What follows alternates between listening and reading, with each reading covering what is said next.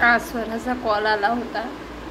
स्वरा सुरुवातीला थोडीशी रडली आणि नंतर शांत झाली. नंतर मी आताच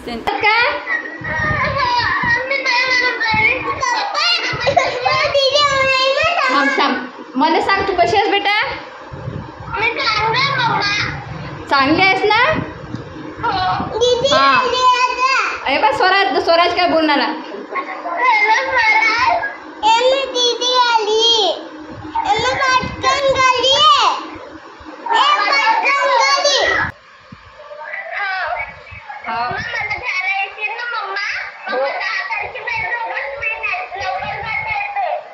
बरं बरं येईन मी, पण तू आता चांगली राहा, रडू नको बेटा. हे बघ आपण या वर्षी राह म्हणा, पुढच्या वर्षी काढून घे. या वर्षी राहा, फक्त पुढच्या वर्षी मी तुला काढून घेईन, ठीक आहे? पण तू श्री स्वामी समर्थ, जय जय स्वामी समर्थ. श्री स्वामी समर्थ. स्वागत आहे तुमचं या चॅनलवर, ज्याचं नाव आहे मोहिनी हजारे. कसे आहे तुम्ही? आय होप तुम्ही मस्त आणि मजेत असणार आहे. तर मला तुम्ही सर्वजण पूर्ण व्हिडिओ बघा, शेवटपर्यंत बघा आणि मला तुमच्या सल्ल्याची गरज आहे. मी योग्य केलं की नाही हे मला नक्की सांगा. आज एखाद्या मुलीचा नवोदयाला नंबर लागणं, तिथं जाणे, आईबाबाच्या दूर जाणे, नवीन शाळा असते, नवीन रूल्स असतात, रेग्युलेशन असतात शाळेचे. आपल्या घरी कसे असतात की मुलं भरपूर झोपतात आणि लवकर उठत नाही, त्यांना व्यायामाची सवय नसते, त्यांना कोणत्याच गोष्टीची सवय नसते. त्याच्यामुळे जेव्हा ते बाहेरच्या जगात जातात ना, तर ह्या सवया त्यांना भारी जातात. आणि माझी स्वरा ही एवढी आळशी होती, तुम्हाला सांगते. तिची 11ची शाळा राहत होती, तरीसुद्धा 9:30 पावणे 10ला ती उठत होती. मी तिला नेहमी सांगत होती की बेटा, जेव्हा तू बाहेरच्या जगात जाशील ना, तुला ह्या गोष्टी खूप भारी जाणार आहे. आणि स्वराचा कॉल झाला ना, तर तिचं एकच सांगणं होतं की मम्मा इथे लवकर उठवतात, मम्मा इथं लवकर उठवतात.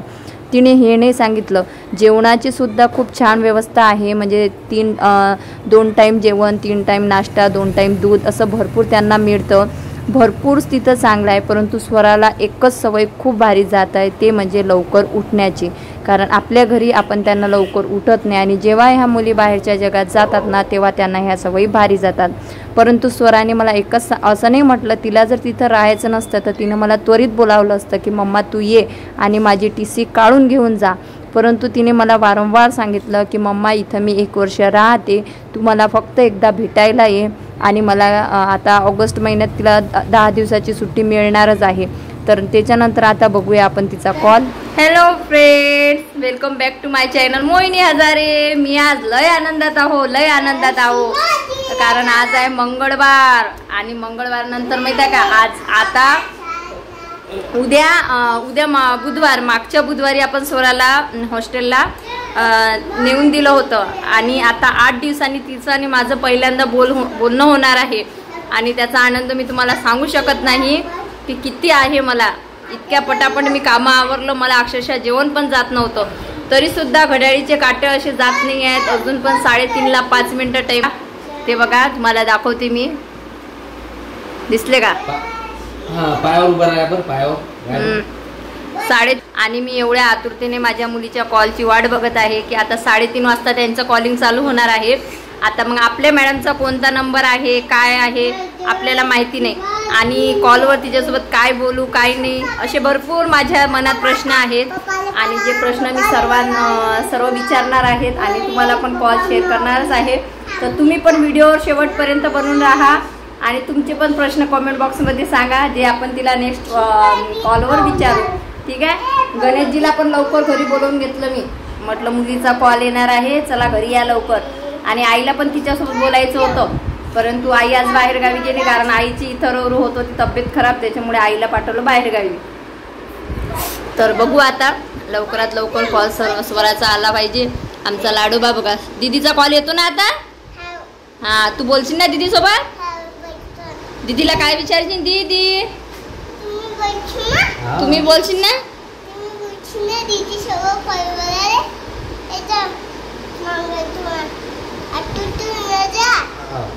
आठवटून. तर चला, आता थोड्या वेळेस स्वराचा कॉल येणारच आहे. गणेशजी 4 वाजले ना, आला नाही ना कॉल अजून.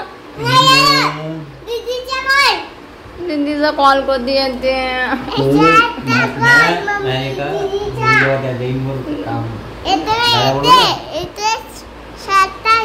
कधी येते 4 वाजले.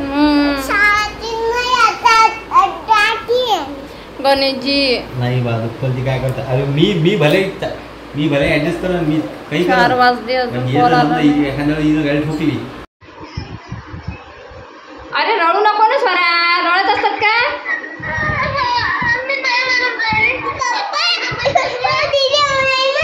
थांब मला सांग तू कशी आहेस बेटा? चांगली आहेस ना? हा अरे बा स्वराज काय बोलणार?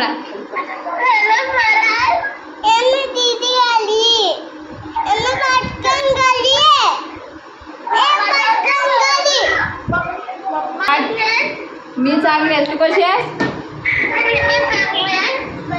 तू रडून काय बरं आली स्वरा?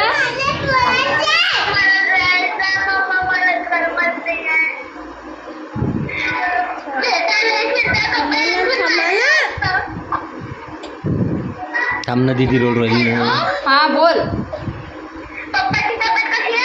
पप्पाची तब्येत चांगली आहे. मला तू सांग, तू व्यवस्थित आहेस ना?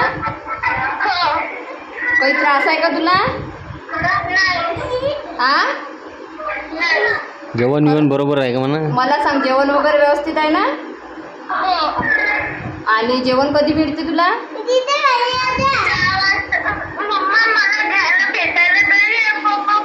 तू नको शांततेनं. तू चांगली आहेस ना? मला सांग, तू चांगली असशील तरच मी ठेवते, नाही तर घरी आणते. मला सांग, तुला राहायचं आहे की नाही?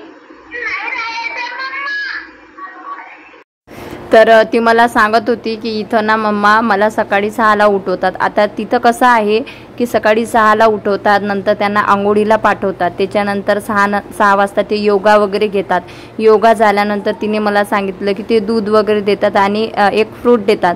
त्याच्यानंतर त्यांना पुन्हा तयारी वगैरे फ्रेश वगैरे व्हावं लागते. नंतर शाळा सुरू होते 10ला आणि 10 ते 1:30 वाजेपर्यंत त्यांची शाळा झाली की लगेच त्यांना जेवण असते. जेवण झाल्यानंतर पुन्हा शाळा असते. नंतर 2:30-3 वाजता त्यांना स्नॅक मिळतो. नंतर अर्धा तास ती म्हणते आम्हाला फ्रेश व्हायला लावतात आणि 3 ते 4 आम्हाला म्हणजे 3 ते असा 1-1.5 तास ती म्हणे स्नॅक दिल्यानंतर आम्हाला खेळायला लावतात. त्याच्यानंतर खेळायला लावल्यानंतर त्यांना अभ्यास करायला लावतात, म्हणजे कोचिंग होते त्यांची. त्याच्यानंतर त्यांचं संध्याकाळचं जेवण, नंतर ते खेळा बागडा काही करा. तर असं भरपूर. आणि गणेशजी पण तिला विचारत होते तुला काही त्रास आहे का असं तसं. तर स्वराला एकच सवय खूप भारी जात आहे, ती म्हणजे सकाळी उठण्याची. मग आम्ही तिला बोललो की बाबा तुला जर असं वाटत असेल की मला राहायचं नाही तर म्हणजे आम्ही तुला घ्यायला येतो. परंतु तिची एक फ्रेंड आहे, तर तिचा पण नंबर तिथं लागलेला आहे, स्तुती नाव आहे तिचं. तर त्याच्यामुळे ते दोघी सोबत राहतात. परंतु तिने आम्हाला असं म्हटलं नाही की मम्मा तू मला आत्ताच घ्यायला आहे. तिने आम्हाला प्रॉमिस केलं की मी 1 वर्ष इथे अभ्यास करते आणि नेक्स्ट इयरला मला तुम्ही इथून घेऊन जावा. आपल्याला काहीतरी बनायचं आहे म्हणून आपण एवढ्या दूर गेलो ना? आपल्याला काहीतरी बनायचं आहे म्हणून आपण एवढ्या दूर गेलो ना? हां, मग थोड्या दिवस स्वरा शाळा नवीन आहे, आपल्याला त्याची सवय नव्हती. मी तुला आधीच सांगितलं होतं ना की ह्या सवय स्वरा तुला पुढे गेल्यानंतर भारी जातील म्हणून.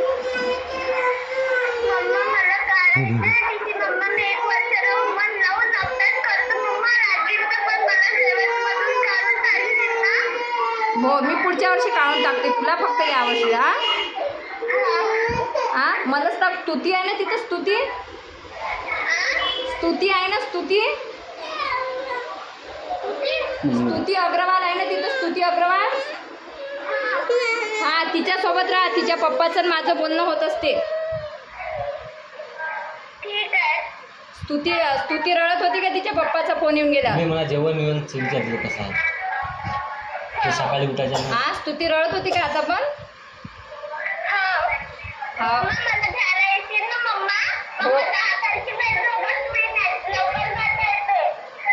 बरं येईन मी, पण तू आता चांगली राहा, रडू नको बेटा. हे बघ आपण या वर्षी राहा म्हणा, पुढच्या वर्षी काढून घे. या वर्षी राहा, फक्त पुढच्या वर्षी मी तुला काढून घेईन, ठीक आहे? पण तू प्रॉमिस कर की तू तिथं चांगले अभ्यास करशील.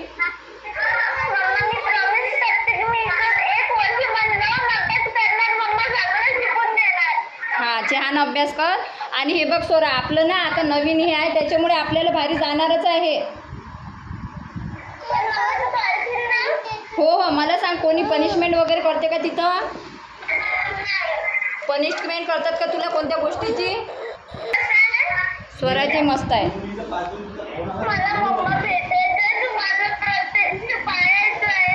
स्वरा कूल डाऊन राहा बेटा. मला तर तू प्रॉमिस केलं होतं की मम्मी ते असं करू, मम्मी तसं करू.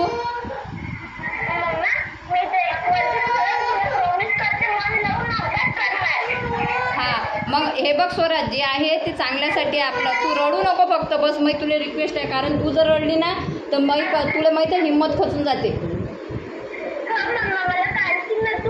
हो मी पुढच्या वर्षी काढते तुला, पण तुम्हाला प्रॉमिस कर की तू आता इथून पुढे रडशील नाही, चांगली राहशील.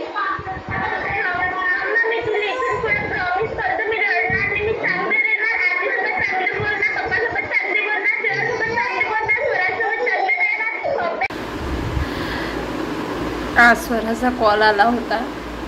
स्वरा सुरुवातीला थोडीशी रडली आणि नंतर शांत झाली. नंतर मी आताच तिच्या ज्या वॉर्ड दीदी आहेत त्यांच्यासोबत पण बोलली, तर त्या बोलल्या कॉल झाल्यानंतर ती मस्त खेळत आहे, तुम्हाला सुद्धा थोडंसं स्ट्रॉंग बनावं लागणार.